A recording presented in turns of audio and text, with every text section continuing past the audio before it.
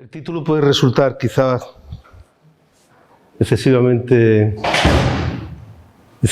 grandilocuente, porque al fin y al cabo de lo que vamos a hablar es de arquitectura popular. Pero lo que voy a tratar es no solamente de contar lo que ya se ha hecho, sino lo que pretendemos hacer a partir de una nueva metodología de trabajo. Normalmente, cuando se habla de arquitectura popular, se habla de arquitectura sin arquitectos, de arquitectura quizás rural, de arquitectura sin pretensiones, de arquitectura especialmente funcional.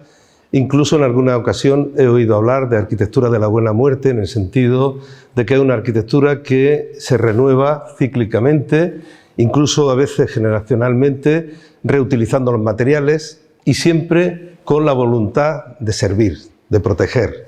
Una arquitectura especialmente adaptada al medio físico, que además se nutre pues, tanto de aspectos culturales como de los medios de producción. En definitiva, una arquitectura especialmente sensible al medio y, por tanto, especialmente sostenible. Una arquitectura que, por el hecho de utilizar materiales preindustriales, pues prácticamente no genera residuos. Cuando deja de ser útil, esos mismos materiales se reintegran de nuevo en el medio físico sin dejar cicatrices y, por tanto, una arquitectura ecosuficiente. En principio, pues parece que la versión más lograda que se pueda pensar de la arquitectura. Pero, sin embargo, desde la academia hemos tenido siempre la tentación de estudiar la arquitectura popular siguiendo la misma metodología que para estudiar la arquitectura de estilo. Fijaros que intencionadamente no he dicho la arquitectura culta, porque al fin y al cabo se trata de arquitecturas cultas, ambas, una y otra. ¿Cómo se ha estudiado hasta ahora la arquitectura popular? Pues se ha catalogado en una serie de tipologías y esas tipologías incluso se han tratado de desmenuzar analizando todas las diferencias que pudiesen encontrarse entre ellas. ¿Y eso qué comporta? Pues eso comporta un estudio casi interminable, porque la arquitectura popular está presente en todo el globo terráqueo. Por lo tanto, pretender llevar a cabo el estudio de la arquitectura popular de manera sistematizada, tal cual se viene haciendo, pues lógicamente acaba siendo un error. Y me refiero en concreto quizá al personaje, al estudioso más conocido, Bernard Rudowski, que incluso trata de elevarla al mismo rango que la arquitectura de estilo, con una exposición en el MoMA que prácticamente replicaba la famosa exposición de 1932 sobre la arquitectura internacional, sobre el estilo internacional, momento en el que incluso se acuña ese término. Después, pues casi todos los países han tenido algún estudioso relevante en torno a la arquitectura popular. Nosotros, probablemente el más conocido sea Carlos Flores, pero hay también un compendio que pretende ser casi una enciclopedia a escala global, a escala mundial, de Paul Oliver, que cuando se mira, pues resulta ser casi pues edificios singulares, de edificios, algunos de ellos calificables como típicos, que no dejan de ser probablemente eso, un tópico, pero que no llegan a completar y analizar la verdadera dimensión de la arquitectura popular.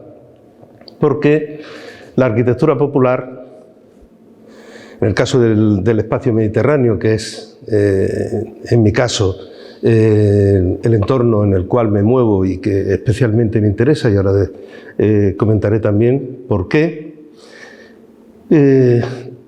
hasta ahora todos los estudios que se han hecho vienen siendo eso, una selección de edificios especialmente bonitos, especialmente atractivos, pues por la forma, por el color, por la materialidad, pero que no acaban por identificar en absoluto esa arquitectura popular. tenemos que empezar a pensar en la arquitectura popular, quizá alejándonos, en lugar de irnos a desmenuzar cada una de las tipologías, a hacer justo lo contrario. Imaginemos que estamos haciendo una escala diferente. Hacemos un zoom y nos alejamos y en lugar de ver un solo edificio, empezamos a ver un conjunto de edificios. Empezamos a ver grupos de edificios, conjuntos urbanos. Conjuntos urbanos que adoptan una forma determinada, que se nutren de una determinada materialidad y que tienen color, y que esos conjuntos urbanos además tienen continuidad en el territorio. Porque el territorio, al fin y al cabo, acaba siendo también un espacio antropizado, y ese espacio antropizado obedece también a una arquitectura del lugar. Por tanto, ya empezamos a tener, como mínimo, una escala totalmente distinta del objeto de estudio. Pero tenemos que acotarlo también, porque en esa escala entraría absolutamente todo. Entrarían también los edificios de estilo, entrarían los edificios de autor, entraría la arquitectura, sobre todo la que probablemente da una mayor dimensión a nuestras ciudades, que sería la arquitectura contemporánea. Por tanto, lo que vamos a hacer es ir eliminando todo lo que no nos interesa. ¿Qué no nos interesa? Pues, en primer lugar, no nos interesa la no arquitectura. Tenemos por un lado la arquitectura, por otro lado la no arquitectura. ¿Y qué es la no arquitectura? Pues seguramente voy a decir una definición quizá un poco burda: el simple apilamiento de materiales sin orden ni concierto, sin intención y probablemente con resultados infelices. Esa sería la no arquitectura. Esa la vamos a eliminar. Luego, dentro del resto del hecho construido, los edificios de estilo, es decir, los edificios románicos, góticos, renacimiento, barroco, pues ya generalmente cuentan con estudios específicos. ¿Por qué? Pues porque han sido edificios que han tenido la capacidad de imponerse en el tiempo y que, por el hecho solo de tener un estilo, pues acaban siendo objeto de estudios específicos, pero uno a uno de cada uno de esos edificios. Por ejemplo, la Alhambra de Granada, el Palacio de Carlos V, sin duda, pues han sido objeto de todo tipo de estudios, gozan además de una consideración patrimonial y, por lo tanto, ya incluso cuentan también dentro de la legislación de patrimonio con figuras de protección específicas. Esos edificios de estilo los dejamos aparte. Dejamos aparte también todos los edificios de autor. ¿Cuáles son los edificios de autor? Pues edificios que no necesariamente tienen que ser especialmente buenos, pero son de autores conocidos que tienen una intención concreta y que, por tanto, tampoco formarían parte de esa arquitectura popular a la que yo me quiero referir. Y con eso ya sí que me puedo atrever a hacer una definición de lugar.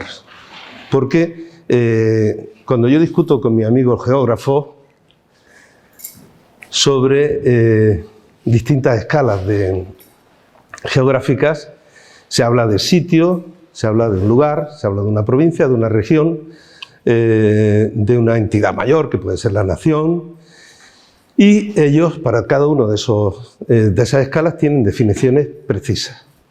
Pero, sin embargo, yo me quiero apropiar del término lugar, y me quiero apropiar del término lugar de manera absolutamente intencionada. Quizá por esa idea del genius loci, por la relación que puede existir entre el hecho construido y el lugar. Me quiero apropiar de ese término, pero para ello lo tengo que dotar de contenido. A la hora de dotarlo de contenido, pues se tiene que tratar de un espacio que tenga una gran flexibilidad de escala. O sea, ¿cuál es la escala del lugar? No lo sé. La que sea en su momento. Tendrá la escala pertinente en función de lo que yo busco. La idea de pertenencia a un sitio, evidentemente eso sí que forma parte de la idea del lugar. La interacción entre la arquitectura, paisaje y territorio. Nosotros vamos a reconocer determinadas claves, determinadas señas de identidad en un espacio físico y a esa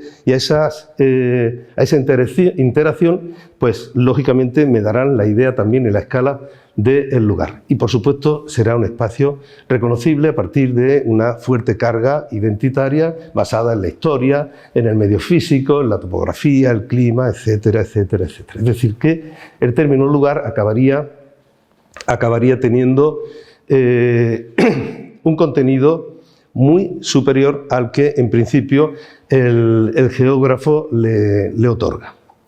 Y, claro, en función de eso ya me puedo permitir el lujo de entrar a analizar en concreto determinados lugares. Primero lo que tengo que hacer es reconocer esos lugares. Para ello nosotros hemos hecho ya 2 experiencias y hemos puesto en práctica esta metodología de trabajo, y la tercera la vamos a hacer pues casi de inmediato, en el mes de septiembre, de nuevo en Sicilia. La primera fue en Bari, entre la Puglia y la Basilicata, 2 regiones del sur de Italia.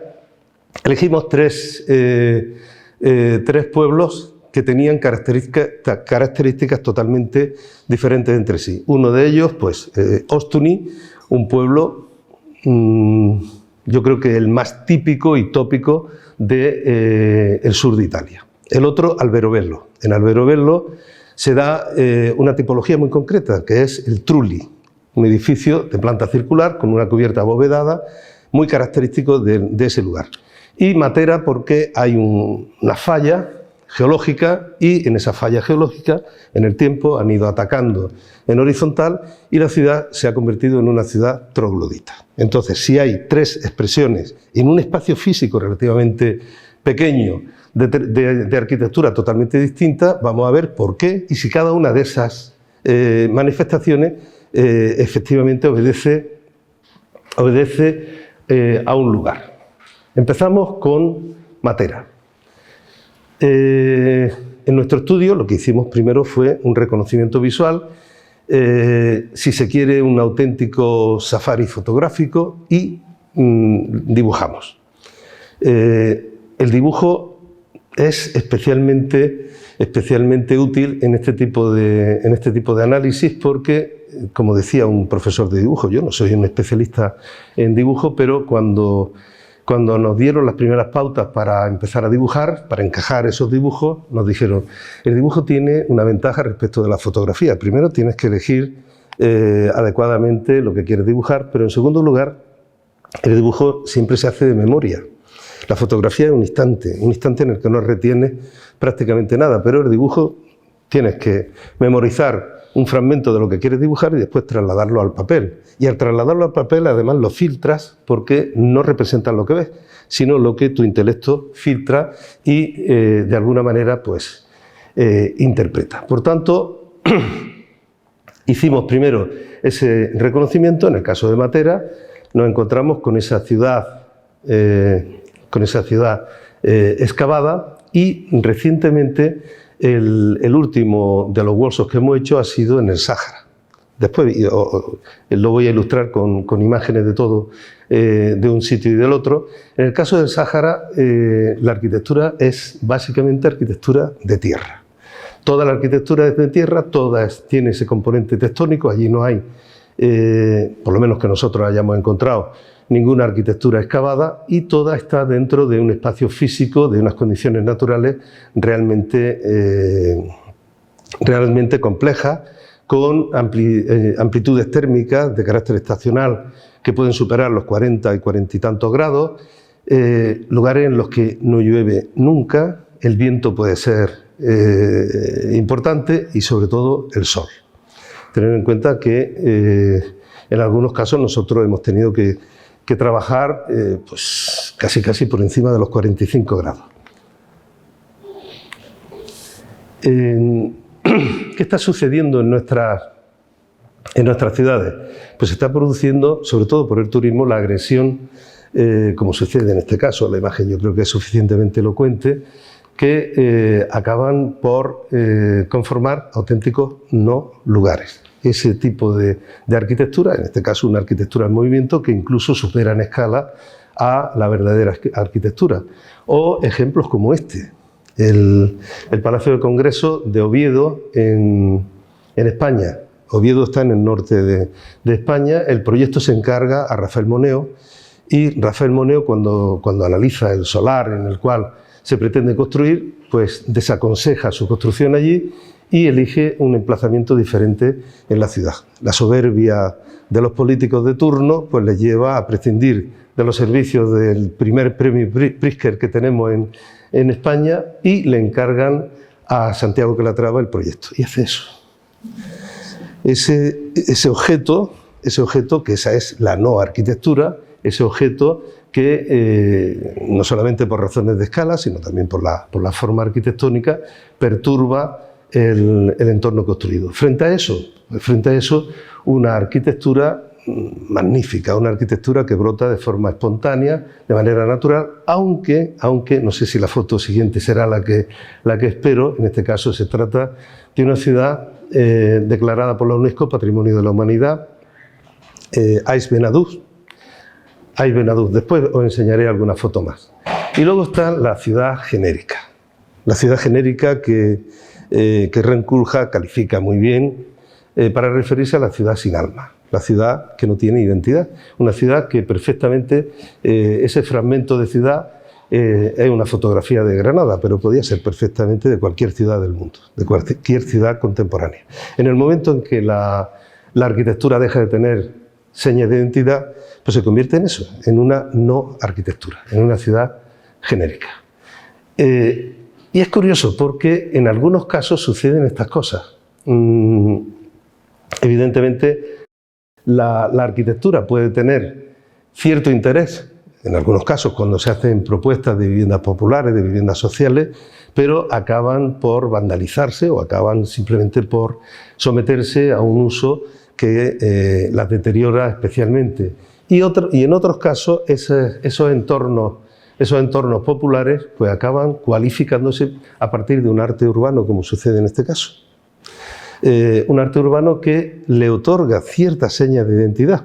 Quizá la arquitectura en este caso pues únicamente sirve estrictamente como soporte de ese arte popular y a partir de ahí empieza a tener cierto interés el escenario urbano. Por suerte, la arquitectura que se está construyendo en el caso de Granada tiene una arquitectura histórica fabulosa, pero sin embargo la arquitectura contemporánea, salvo unos cuantos edificios de promoción pública que sí que tienen especial interés, la arquitectura residencial era bastante mala y sin embargo a partir de la última década sobre todo se empiezan a ver cosas que ya tienen cierto interés. Bien, vamos a centrarnos en el primer objeto de estudio.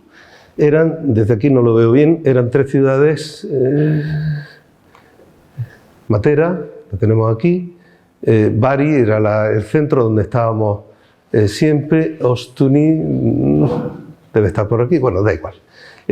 Matera, Ostuni y Alberobello, por ahí anda.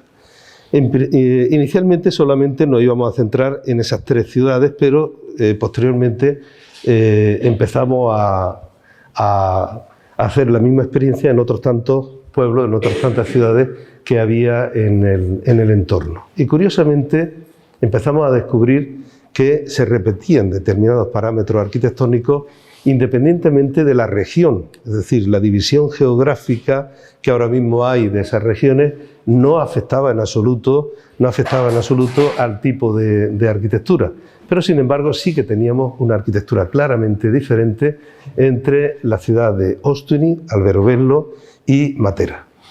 Tengo que confesar que al principio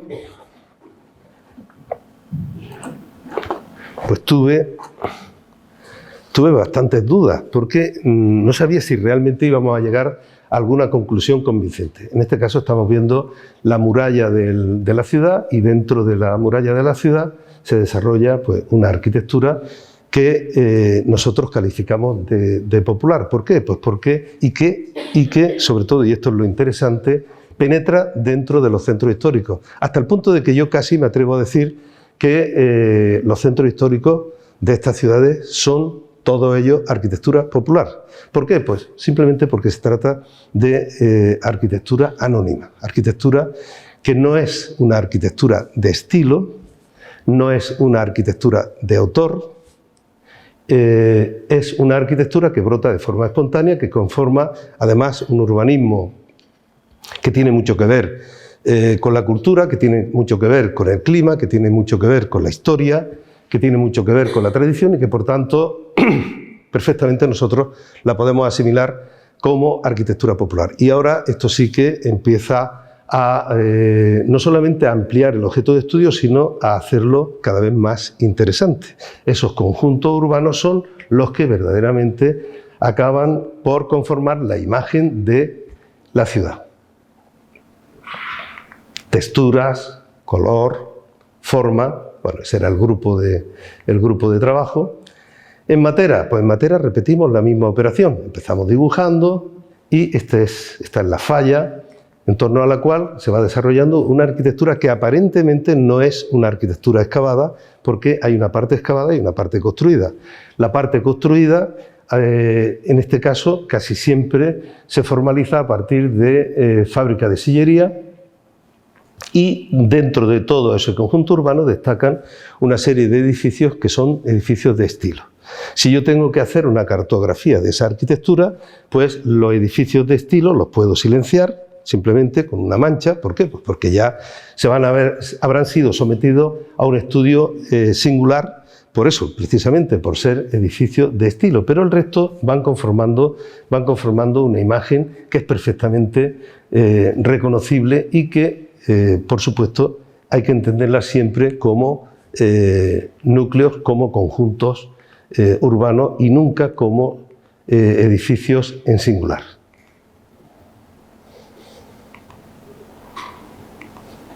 Pero claro, lo curioso, bueno, en este caso sí que, como se trata de arquitectura excavada, hay edificios como este, por ejemplo, una iglesia que está totalmente excavada. Y finalmente Alberobello.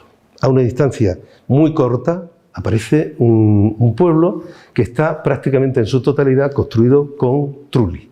El trulli aparece en el campo como edificio que se utiliza como almacén, que se puede utilizar también para guardar ganado, pero en la ciudad se convierte en el espacio residencial por antonomasia. Un trulli, otro trulli, unidos entre sí, conforman los distintos espacios que finalmente pues, acaban convirtiéndose en una casa. Se pueden convertir también esos trulli en una iglesia, se pueden convertir en cualquier edificio, siempre resolviéndose con la misma solución constructiva. Y claro, la pregunta es, ¿por qué en una distancia tan corta se desarrollan tres modelos arquitectónicos?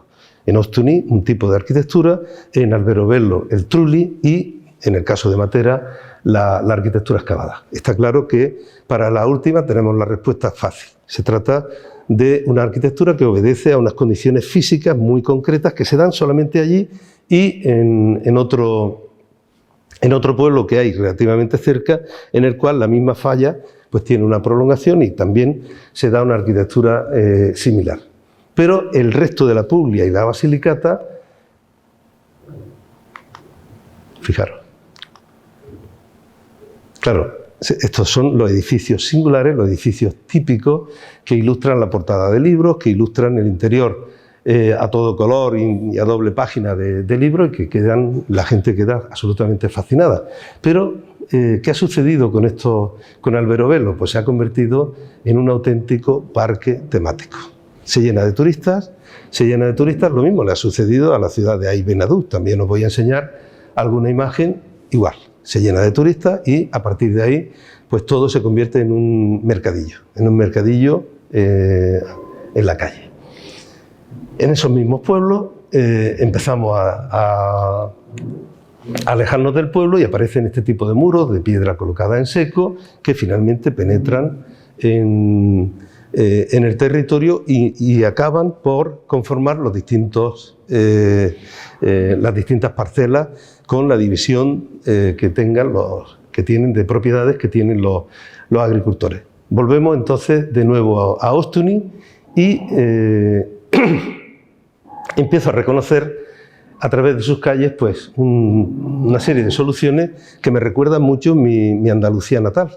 ciudades como Arcos de la Frontera, por ejemplo, creo que he puesto también alguna fotografía, pues acaban ofreciendo imágenes prácticamente idénticas a las que estábamos viendo en Ostuni. Estos son los muros a los que me refiero, que acaban penetrando dentro del territorio y en algunos casos aparecen también trulis, incluso fuera de Albero Bello, que obedecen a otro sistema constructivo. Este probablemente mucho más justificable dentro de ese medio físico, porque aquí sí que se trata de almacenes en todos los casos. Se trata de almacenes, de muros de una gran masa, porque tienen que ser contenedores de grano y por tanto tienen que asumir el empuje, y se cierran con bóvedas, se cierran con cúpulas muy apuntadas porque se construyen sin el concurso de cimbras, por lo tanto tienen que hacerse, acaban conformando esa estructura tan apuntada que se está viendo allí. Pero esto sí que es una cosa espontánea, natural del lugar. Sin embargo, los trulis de Albero Bello, pues no, obedecen a una tipología que a mí personalmente me tenían bastante inquieto, hasta que empezamos a movernos en el resto de los pueblos vecinos y descubrimos que prácticamente en todos se operaba el mismo proceso. La arquitectura del territorio, la división de ese territorio penetraba dentro del espacio urbano y acaba conformando los centros históricos con tejidos urbanos que casi siempre tenían un fuerte carácter orgánico y entre los cuales pues, de vez en cuando aparecía un edificio de estilo. Aparecía la iglesia o aparecía un palacio con un estilo claramente reconocible, que son esas manchas que yo puedo, dentro de una cartografía, puedo silenciar, porque de lo que se trata es de quedarme con el resto de la arquitectura popular, que como decía un político costarricense, que le oí de forma casual en Ferrara, estaba dando una conferencia precisamente sobre arquitectura popular y recuerdo la frase porque además la anoté. Señores, en ningún caso la arquitectura de los pobres significa la pobreza de la arquitectura. Es decir, que esa arquitectura popular no necesariamente tiene que ser una arquitectura pobre, sino que en algunos casos además reivindica soluciones constructivas que perfectamente pueden utilizar como recurso el arco, la bóveda, la cúpula, soluciones que en principio pues, parecen únicamente reservadas para la arquitectura de estilo. Y tiene además la ventaja de que es capaz también de ir apropiándose de construcciones relativamente modernas, relativamente contemporáneas. Es decir, que no se produce sin solución de continuidad, van apareciendo otras tantas arquitecturas que han sido sensibles con ese escenario arquitectónico, con ese conjunto urbano y, por tanto, pues lo que hacen es simplemente completarlo. De nuevo a Matera y ahora ya sí empezamos a tener una idea bastante más clara de lo que sucede. En el caso de Matera está claro, se trata de una singularidad específica provocada por el medio físico, provocada por esa gran falla que provoca la existencia de una arquitectura popular, de una arquitectura excavada que secularmente ha sido considerada también una arquitectura de los pobres, una arquitectura, por el hecho de ser una arquitectura excavada, nosotros asimilamos la arquitectura excavada con un acto animal. Los animales viven debajo de la tierra, excavan madrigueras y ese acto animal no lo queremos reconocer en nosotros, por tanto ha sido una arquitectura denostada en el tiempo.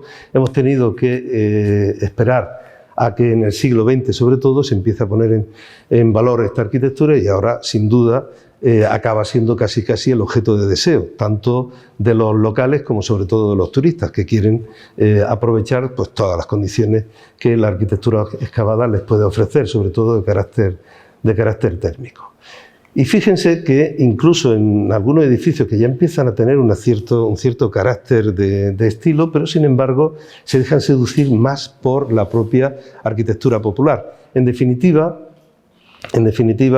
de lo que sí hemos estado seguros es que esos conjuntos urbanos son los auténticamente responsables de la belleza de los pueblos y que la tipología en absoluto impone la forma independientemente de que se trate de un espacio residencial o que se trate de un espacio de almacenamiento o de laboreo, de trabajo, nada tiene que ver con la forma resultante. Por tanto, la tipología podemos perfectamente dejarla al margen y quedarnos solamente con los conjuntos urbanos. Y esos conjuntos urbanos, por el hecho precisamente de ser agregación de una serie de edificios, quizá aisladamente cada uno de esos edificios no tenga un valor arquitectónico comparable al de un edificio de estilo, pero sin embargo en su conjunto sí que lo tienen, como se puede ver en todas las fotos que estoy ahora mismo mostrando. ¿Qué sucede, por tanto, en el caso de Alberobello? Nos llegó un artículo en el que se explicaba la razón de por qué esa tipología aparece en concreto en esa ciudad. Resulta que en el siglo XVII una familia adinerada, procedente de la Toscana, se instala en la ciudad y llevan consigo la tipología. Esa tipología se construye con tanto éxito, porque además el recurso material lo tenían allí, esas lajas de pizarra que utilizan para hacer las cúpulas, y el resto de la piedra evidentemente lo tenían también, con tanto éxito, y no solamente por cuestiones económicas, sino sobre todo también estéticas, que finalmente pues, acabó convirtiéndose en una especie de planta invasiva. Acaba invadiendo y apropiándose, pero no conforma un lugar. Es decir, que al final, ¿cuál es el resultado de nuestra investigación? Pues que toda el área que habíamos utilizado, la Puglia y la Basilicata, gozaban de idénticas condiciones físicas, idénticas condiciones históricas, culturales, climáticas, sociales, y que por tanto habían producido una arquitectura prácticamente idéntica. Seguramente alguno de ustedes se está sorprendiendo por la existencia de tantos sabas, Tener en cuenta que el sur de Italia también fue objeto de invasiones musulmanas. Por tanto, pero no solamente de invasiones musulmanas directas, sino que en muchos casos también fueron provocadas por las guerras que se producen en el resto de países musulmanes, y muchos de esos musulmanes finalmente se acaban refugiando en el sur de Italia. Y lógicamente llevan consigo también la apropiación del espacio urbano a través de esos sabas. Y esa es la razón por la que finalmente pues, acaban teniendo todos los pueblos estudiados, con la única excepción de Matera y Alberobello, acaban teniendo arquitecturas similares. Por tanto, ya habíamos dado con la clave del asunto. Tenemos la posibilidad de analizar y de estudiar la arquitectura popular en un área de una gran extensión, porque nuestro lugar se extiende a toda la Puglia y a toda la Basilicata, con la única excepción de dos islas, una Matera, otra Alberobello, en las cuales se da específicamente una arquitectura diferente que está motivada por unas razones que ya sí que conocemos, una de carácter histórico, la otra de carácter físico. Os voy a ir mostrando otros tantos pueblos para que veáis cómo efectivamente en todos los casos tanto el urbanismo como la arquitectura acaban adoptando idénticas soluciones, o al menos muy parecidas. Por lo tanto, el lugar se extiende a una escala infinitamente mayor. Si yo soy capaz de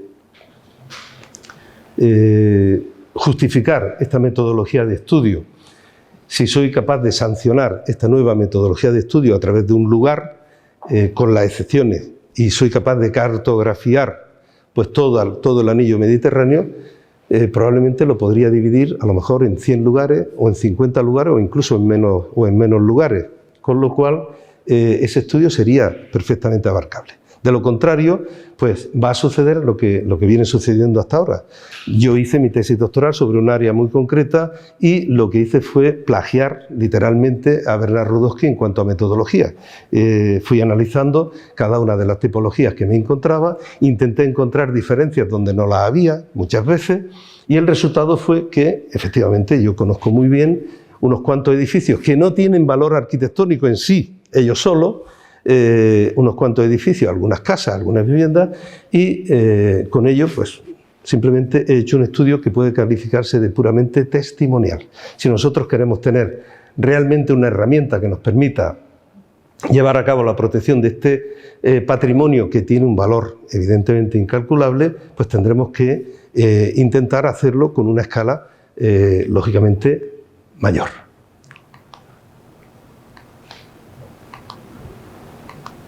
Si yo mezclo las fotografías, pues seguramente sería muy difícil que alguien me supiese decir dónde estamos. Si las mezclo, porque ahora mismo las tengo ordenadas por pueblo y he querido seguir manteniendo en cada una de esas fotos, he querido seguir manteniendo el título. Pero en el momento en que las mezcle, soy capaz de confundir absolutamente a todos. Estoy en África y y me voy a Andalucía y luego me voy a la Puglia y a la Basilicata y resulta que me encuentro exactamente la misma arquitectura. ¿Por qué? Pues porque las condiciones físicas en todo el anillo mediterráneo son muy similares, porque la historia del Mediterráneo acaba siendo también muy similar. El otro día hablábamos de Al-Ándalus, primero hablamos de Roma y de ese Mare Nostrum, como ellos denominan a todo el Mediterráneo, y después hablamos de Al-Ándalus. Y Al-Ándalus es la réplica de una cultura musulmana de altísimo nivel intelectual que afecta igualmente a todo el anillo mediterráneo, desde el punto de vista urbanístico y desde el punto de vista también formal. Salimos fuera de los centros históricos y vemos cómo se produce una arquitectura del paisaje que sigue utilizando idénticas soluciones constructivas, idénticas soluciones también materiales. Ahora podemos dejar esta Gravina es la otra ciudad que hay junto a Matera, en la que se dan unas condiciones físicas idénticas y la arquitectura responde exactamente de la misma manera.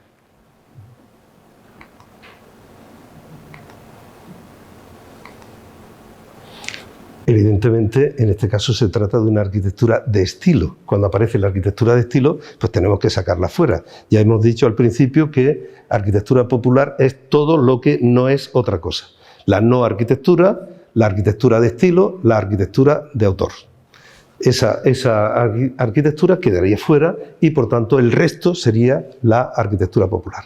Por tanto, cualquier estudio en esa dirección, con una metodología como la que proponemos, acabaría teniendo un efecto bastante globalizador, por lo menos en lo que se refiere al anillo mediterráneo. Si nosotros somos capaces de estudiar todo el conjunto del anillo mediterráneo y sobre todo de patrimonializar toda la arquitectura popular del anillo mediterráneo, estaríamos conformando una herramienta valiosísima para el desarrollo local, sobre todo del sur del Mediterráneo. Me refiero al borde mediterráneo africano. En ese borde mediterráneo africano tenemos una arquitectura, yo creo que de una naturaleza verdaderamente excepcional, una arquitectura popular de una naturaleza verdaderamente excepcional. Y, sin embargo, pues es una arquitectura que ahora mismo literalmente está casi abandonada a su suerte. Los locales no son conscientes del valor arquitectónico y por tanto tampoco establecen esas relaciones de afecto que les permitan patrimonializarla y utilizarla como recurso para su desarrollo. Volvemos de nuevo a la Medina de Tetuán. Fijaros cómo en el momento en el que se da la circunstancia de cultura, materialidad, historia, topografía, clima, se repite, la arquitectura popular responde casi siempre de la misma forma. En este caso son las tenerías de la Medina de Tetuán, que no tienen nada que ver. Y aquí ya estamos ante un edificio del ensanche. El ensanche español, en el que se trata de arquitectura realizada por arquitectos titulados, arquitectos que son perfectamente conscientes de que lo que están haciendo se tiene que integrar dentro de un escenario físico concreto, con una cultura concreta, y lo que hacen es apropiarse de algunos gestos de esa cultura. Provocan, por tanto, ese sincretismo figurativo que aúna lo local con la corriente estilística del momento. Pero eso no es arquitectura popular, precisamente porque no solamente tiene firma de autor, sino porque además se trata de una arquitectura perfectamente orquestada dentro de, si queréis, la academia. La arquitectura popular quedaría, por tanto, al margen de ese tipo de propuestas. Aquí se está viendo, por ejemplo, la Unión y el Fénix, o el de la... ¿Cómo se llama este edificio? No me acuerdo ahora. También en el ensanche de Tetuán, e insisto, son edificios que ya tienen una naturaleza totalmente distinta a la arquitectura popular. Entramos dentro de la Medina y prácticamente toda la Medina de Tetuán es eso, es arquitectura popular. Y estamos hablando de pues, una ciudad histórica que tiene una dimensión similar a el ensanche, es decir, prácticamente creo que son 10 hectáreas de arquitectura en la cual se repiten exactamente los mismos gestos y, por tanto, en ese caso, esa arquitectura, independientemente de las tipologías que se puedan desarrollar en ella, acaba conformando un lugar. Analizamos la segunda experiencia. En esa segunda experiencia lo que hemos hecho ha sido fundamentalmente ir haciendo un recorrido a través de un territorio del tamaño de Marruecos. Entre el norte y el sur de Marruecos pues hay que recorrer casi 2000 y pico kilómetros. Por tanto, hombre, nunca llegaríamos a la escala de vuestra Argentina, pero para la escala de los países europeos y de los países sobre todo europeos, Marruecos tiene una escala considerable, sobre todo porque es un país bastante alargado a partir de la anexión que hizo del Sáhara.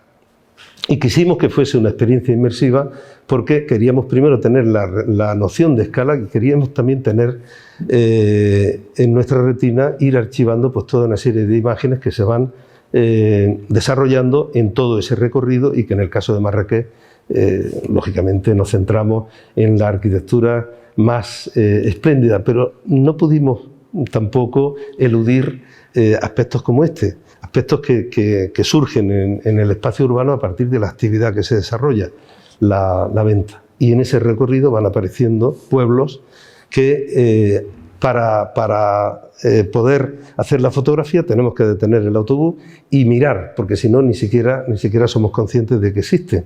Quizá se delatan por la presencia de las parabólicas, pero no tanto por la arquitectura. Quizás se delatan también por la presencia de algún edificio moderno. ¿Y por qué sucede eso? Pues básicamente sucede porque no se ha establecido una relación de afecto entre los locales y la arquitectura en la cual residen. Para ellos, esa arquitectura pues, no es más que una especie de castigo al que se ven sometidos por el hecho de ser pobres.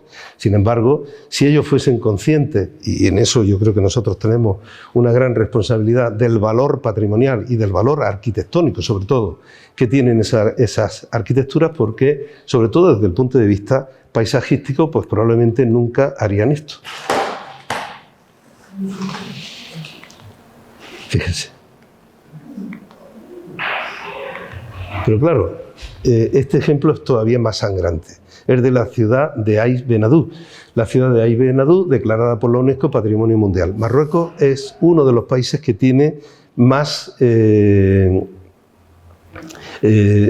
edificios y conjuntos urbanos declarados por la UNESCO Patrimonio Mundial. En el caso de la ciudad de Aix Benadou, pues fijaros, una ciudad íntegramente realizada en tierra, soberbia desde el punto de vista arquitectónico, que además obedece, yo creo que con una honestidad asombrosa, a las condiciones del medio. El río Dra es este que tienen aquí, nada que ver con el río Paraná. Se trata de un hilo de agua que prácticamente se seca en verano, pero sin embargo la presencia del agua en este territorio da lugar a una auténtica explosión de vida. Se produce un palmeral que tiene más de 200 kilómetros de longitud, con un ancho medio entre 1 y 5 kilómetros, y lógicamente pues todos los asentamientos, todos los pueblos se van ubicando en ese medio físico, y todos obedecen a idénticas arquitecturas. Se van desarrollando Casbah, bueno, la casbah es el total de la ciudad, y el kars sería esta estructura, una estructura articulada siempre en torno a un patio, con 4 torres en los ángulos. El patio, en este caso, se convierte en esa habitación abierta, con una ventana abierta al cielo, el espacio de mayor cualidad, a través del cual se ventila, se ilumina. Pero el patio también tiene una lógica, y es la de proteger. Se producen vientos importantes, se producen unas condiciones físicas muy agresivas, y por tanto el patio es absolutamente esencial. ¿Qué ha sucedido por el hecho de no haberse establecido esas relaciones emocionales, emotivas, entre el ciudadano y la arquitectura en la cual residen? Pues que han hecho una segunda ciudad allí, a imagen y semejanza de esta, pero aquella construida con bloques de hormigón. El bloque de hormigón es fácil de poner en obra, es rápido de construir, pero el aislamiento térmico del bloque de hormigón es nulo, la resistencia estructural es prácticamente nula, y por lo tanto, sometido a esas condiciones extremas, sobre todo de temperatura, del clima, pues lógicamente las condiciones de habitabilidad son perversas frente a el confort que ofrecen esta otra ciudad. A mí me sorprendió que las terrazas tenían los muros bastante elevados, y casi más de lo que estrictamente servían para proteger, para evitar que alguien se caiga. Uno piensa en un peto a una altura determinada que sea lo suficientemente seguro para proteger a las personas, pero en ese caso eran ligeramente más altos. Y entonces pregunté por qué, y el por qué me sorprendió enormemente, porque era el espacio que utilizaban las mujeres para dormir por las noches. Dormían en la terraza. Y pregunto, bueno, ¿y entonces el techo qué pasa? ¿Se ha caído? Dice, no tienen techo. No tienen techo. ¿Por qué no tienen techo? Pues porque no hace falta. No llueve nunca, por lo tanto no hace falta. El mejor espacio para pernoctar, para dormir por la noche, era precisamente la terraza. Pero esto se ha convertido, habéis venado, se ha convertido en un mercadillo. Los turistas se ven literalmente agredidos por los vendedores, y el espacio, pues como veis, ahora se ha transformado en eso, en un mercadillo. Seguramente en la UNESCO no son conscientes de que estas cosas pueden suceder. Pero claro, también hay que entender que los locales tienen que aprovechar el tirón turístico, tienen que de alguna manera rentabilizarlo. ¿Cómo se puede hacer eso? Pues seguramente trasladando el mercado a otro sitio, pero si se traslada el mercado a otro sitio, a lo mejor el turista no acaba comprando, y por tanto no se produce esa rentabilidad casi inmediata. El resto del territorio, pues fíjense, va dibujando una serie de planos de una escala de grises absolutamente fabulosa, absolutamente fascinante, y la verdad es que diferenciar entre espacio construido y espacio no construido resulta en muchos casos casi imposible, porque los muros de tierra acaban penetrando dentro del territorio, ya sean de tapiales, ya sean de adobe, pero fijaros qué interiores hay dentro de esas casbas.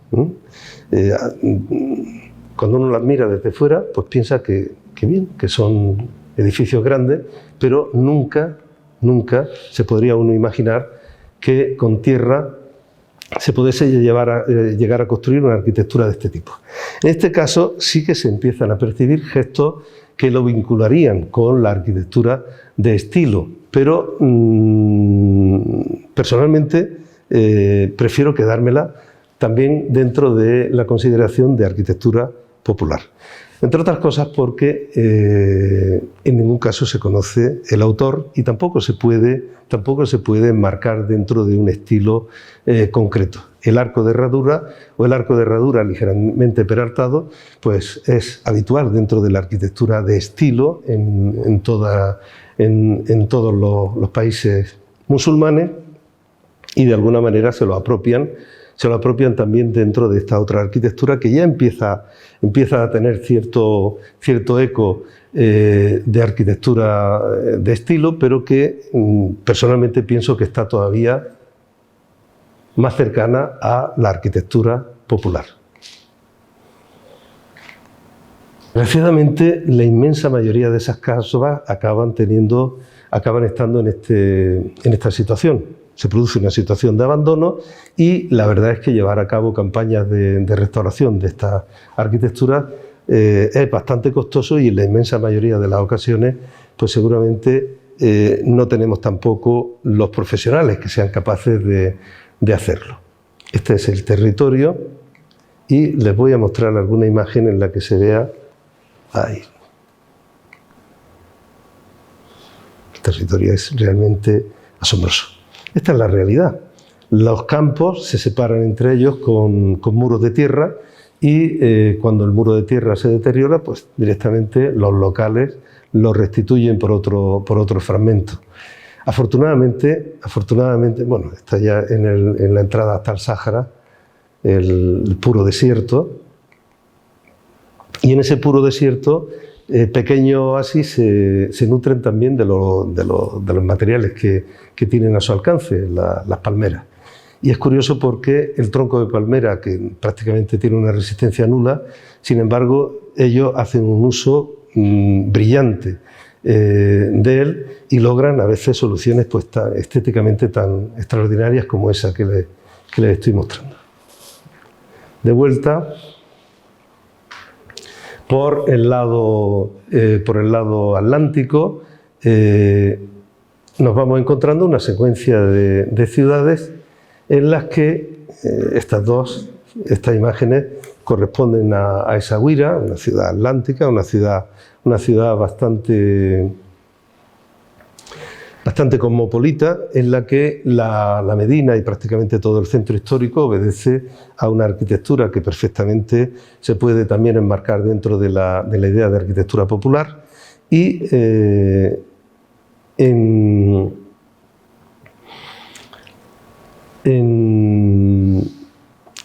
¿cómo se llama la ciudad esta, la más grande de Marruecos? No me acuerdo ahora. Y vamos buscando una arquitectura de Candilis, una arquitectura de autor del estilo internacional, y nos encontramos que el edificio era prácticamente irreconocible. Este edificio finalmente se ha convertido en esto. Fijaros bien, ¿no? No lo reconocíamos hasta que alguien se dio cuenta de que lo que habían hecho era tapiar todo. Entonces, claro, esto a mí por lo menos me sugiere una reflexión. ¿Qué sentido tiene imponer una determinada arquitectura dentro de una cultura que no tiene el hábito y que no se reconoce en ella? El estilo internacional ya en sus inicios nace con esa vocación de validarse absolutamente para todo el globo terráqueo. Pero claro, cuando ese estilo internacional se impone, de alguna manera también impone unas determinadas formas de vivir. Si esas formas de vivir no son las del destinatario, pues suceden estas cosas.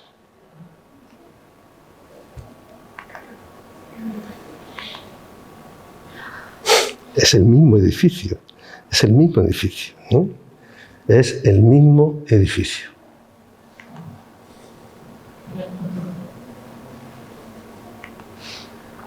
Claro, eso nos reafirma todavía más en la idea de que la arquitectura popular no es el hecho aislado en el medio rural, no es tampoco la arquitectura de los pobres, no es tampoco el edificio pintoresco que ilustra la doble página de un libro a todo color, sino que son fundamentalmente los centros históricos y son fundamentalmente todas las transformaciones que se operan por la actividad productiva, por la actividad humana en el medio físico. Si descartamos de esa actividad la no arquitectura o los no lugares, porque claro, ¿qué es un no lugar? Sería la otra pregunta. Hay espacios especialmente deteriorados por la actividad humana.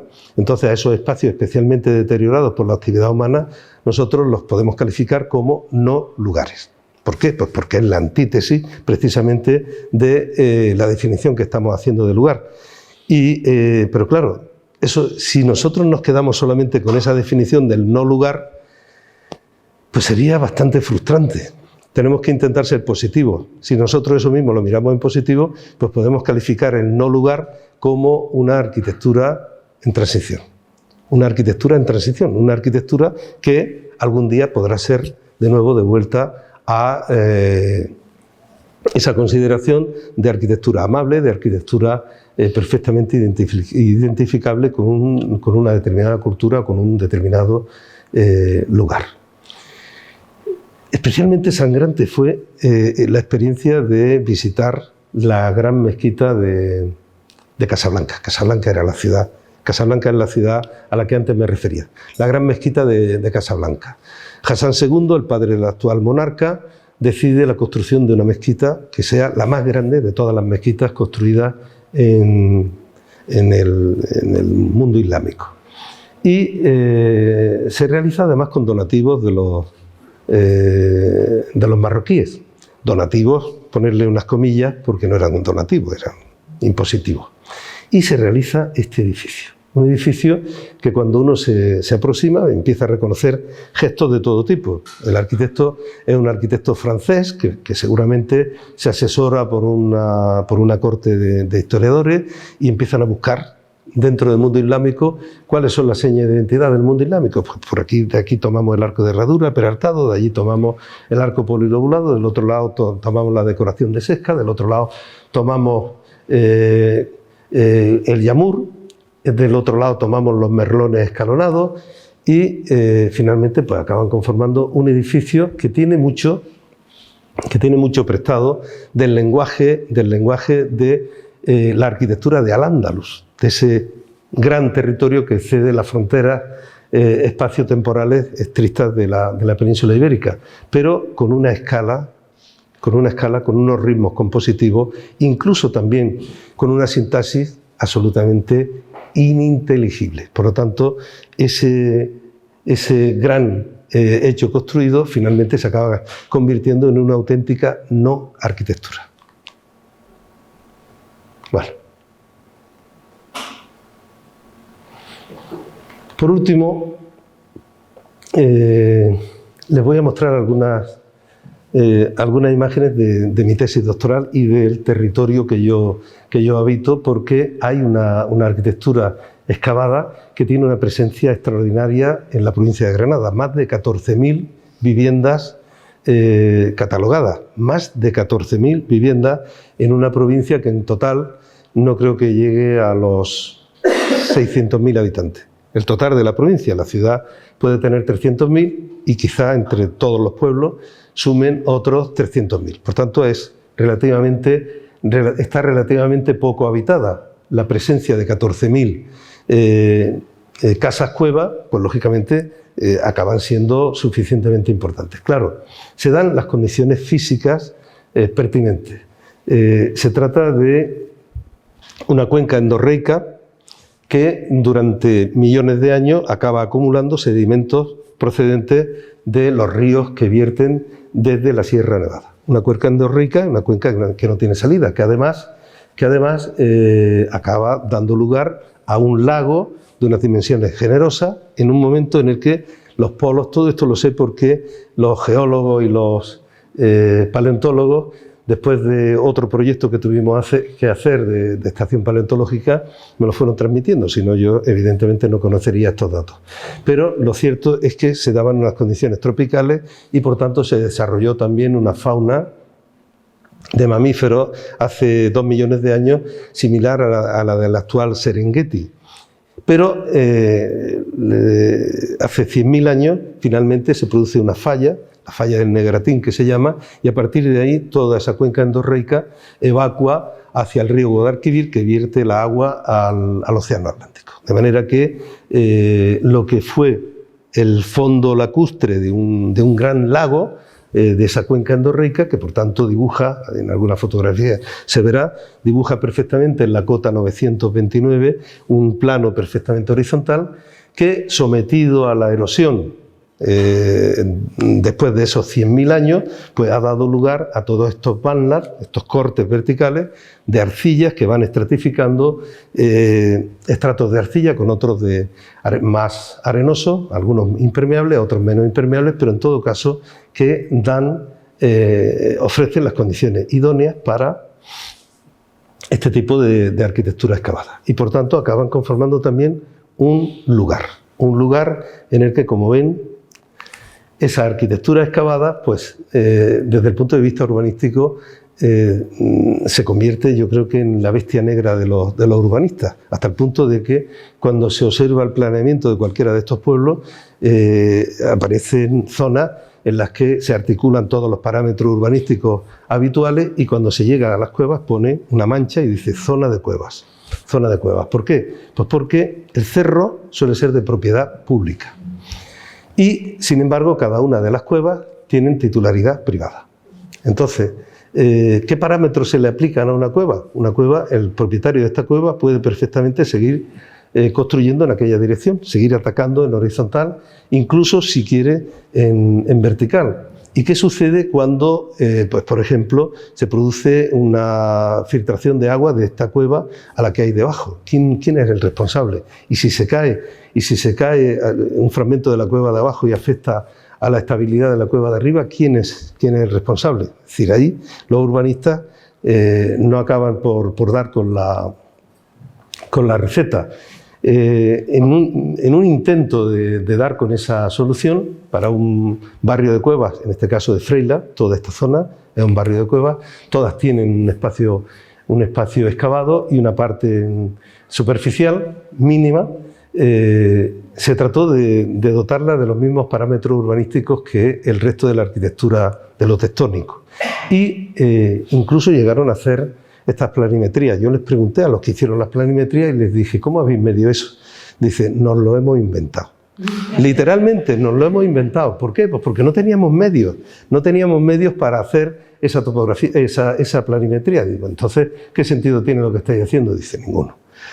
Ellos mismos reconocieron que antes de hacerlo ya estaban reconociendo que no tenía sentido ninguno. El caso es que es cierto que se trata de una arquitectura que ha dejado de tener ese carácter de frialdad, ese carácter relacionable con la condición animal, para convertirse en uno quizá de los objetos de deseo, sobre todo del turismo local.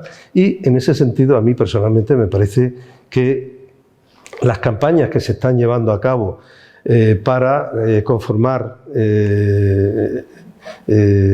complejos turísticos de cuevas están siendo muy acertadas, y además lo están haciendo de manera, yo creo que bastante bien, con una extraordinaria sensibilidad. El caso de las cuevas del Tío Tobas todavía se sigue haciendo en algunos casos de manera manual, aunque ya las máquinas empiezan a sustituir este proceso que tiene mucho sentido, porque el experto sabe perfectamente cuando se encuentra pues una falla en el terreno y se aconseja a lo mejor atacarlo en otra dirección. Cuando es la máquina la que actúa, pues la máquina lo hace de forma casi explosiva, y en muchos casos se producen accidentes indeseables. Pero bueno, el complejo del Tío Tobas, que lo pude seguir en todo el proceso constructivo, pues finalmente se ha convertido en uno de los más bellos de la zona, con un éxito turístico realmente importante.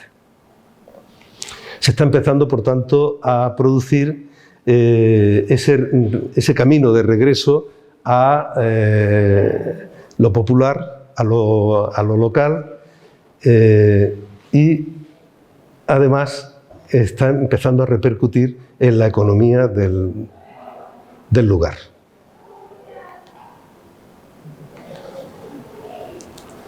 ¿Y tiene sentido empezar a analizar cada una de las cuevas por tipologías? Tampoco.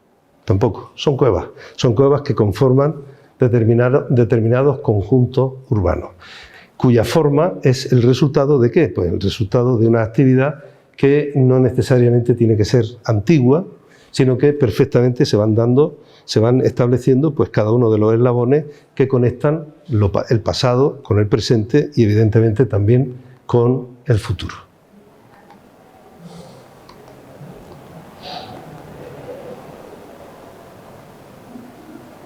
Afortunadamente, cada vez son más los arquitectos contemporáneos que empiezan a ver en este recurso material. ¿Por qué la tierra, siendo un material que tiene unas propiedades de aislamiento térmico acústico excepcionales y que además su puesta en obra no es especialmente compleja? Sin embargo, ¿por qué la tierra deja de usarse, sobre todo en el siglo pasado, en el siglo XX? Por lo menos por los arquitectos. Pues sencillamente porque su valor de cambio es nulo. La tierra es tan barata que no tiene ningún sentido que un industrial se dedique a comercializarla y por tanto, ¿qué se hace? Pues se buscan materiales que sean caros y que sean rentables para la industria de la construcción. Algunos arquitectos, sin embargo, están empezando a recuperar la construcción en tierra. En concreto, esta es la Facultad de Bellas Artes de Oaxaca, en México, realizada por Mauricio Rocha, utilizando evidentemente tecnología contemporánea. De lo que se trata es de aplicar el conocimiento científico a la utilización de este recurso material y no necesariamente tiene que pretender imitar la forma resultante de la tradición, sino que puede perfectamente ambicionar la forma de la arquitectura moderna.